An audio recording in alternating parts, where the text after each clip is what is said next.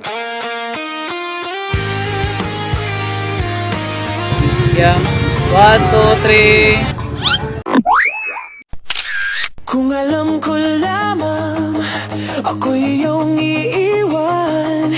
For today's video mga syurikat, kay opening man karon sa Ken's Barbershop. Naa sila opening promo no sa mga gustong magpagupit, tag 50 pesos lang. Ang Ken's Barbershop mga syurikat, kay nahimutang lang na siya dire at bang sa HNC Minimart. Dool ra po ni siya sa Kanto Marieta, dali ra po nimo ni siya makita, kay naragyod ni siya sa daplin sa kalsada. Pag abot ako dire mga syurikat, kay naanay nagpila. Ikaw daw tag 50 pesos ang promo sa opening, dili ba ka maingganyo pagupit? Ug mao ni siya ato ang barber of the year nga si Ken. Mao na siyang gitawag og Ken's Barbershop. Og syempre mao ni hang guwapa nga asawa si Ma'am Mary Ann. This time ang syurikat na gyud magpagupit. Hubuon sa nato ni atong wig no, lain pud ka na ato ang gupitan. Pagtanggal sa wig, murag tumboy oy.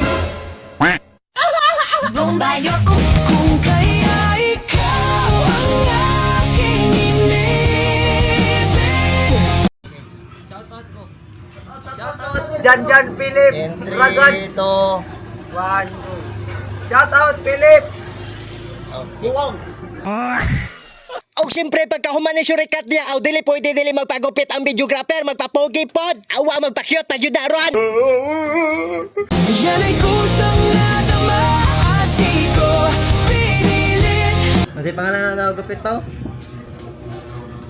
Mas cute. Mas cute.